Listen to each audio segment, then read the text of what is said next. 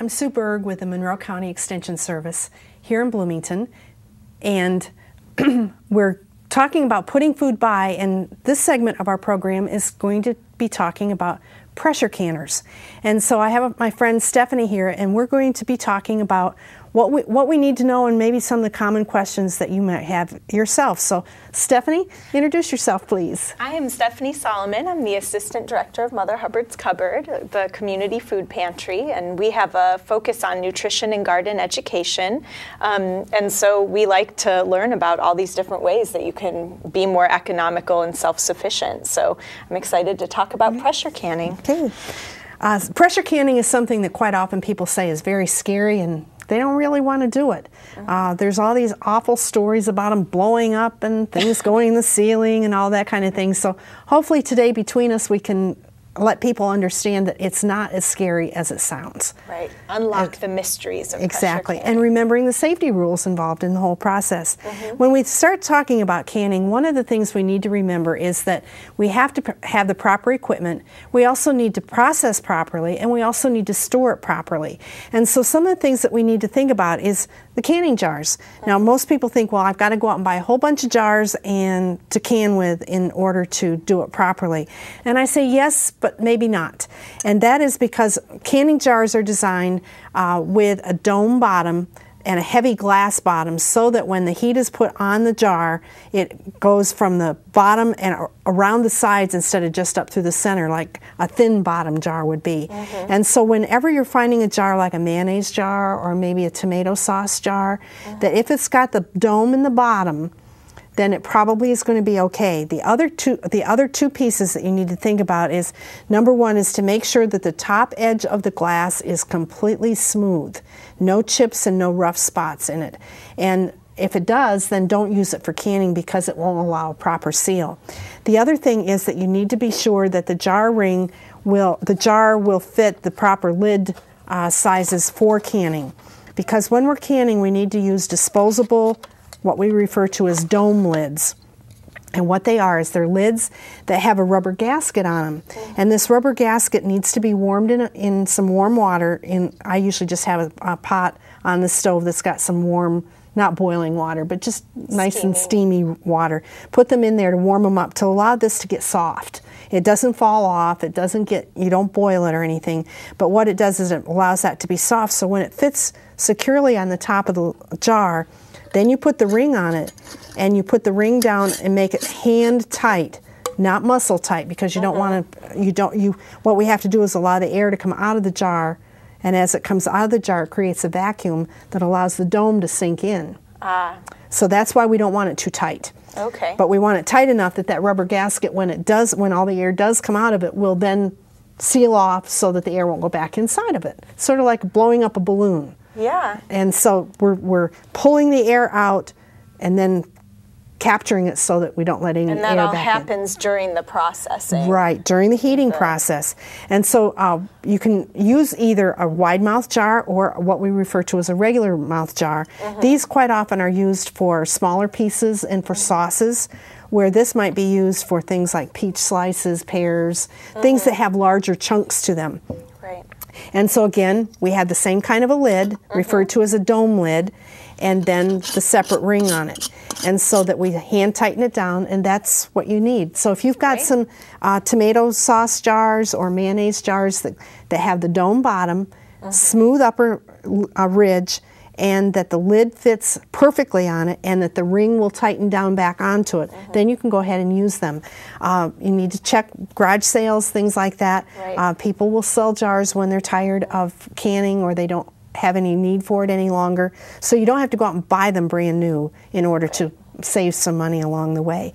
So jars are important. Some of the other pieces of equipment that are handy to have but not required is a jar filler. And so that when you get ready to fill up your jar with, say, collard greens or spinach or green beans, you can put like a funnel, but it's got a big hole in the middle. So it fills it in and it doesn't allow it to fall all over the counter.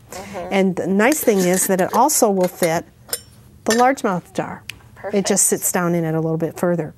And so that this is a nice thing to have. It's not very expensive at all, but it's called a jar filler. And another thing you could probably find at a garage sale. Right, you could usually find it at a garage sale or at the kitchen gadgets, or even kitchen gadgets. It's not. It's under $5, so it's not very expensive. There's cheap plastic ones too. Yes, there's cheap plastic ones. I like the metal one because I don't have to worry about the heat. Right. But they work fine. The other thing that is nice to have is that when you get your cans in the canner, you're always working with water. And in the pressure canner, we're going to work with a lot less water, but you're still working with very hot items.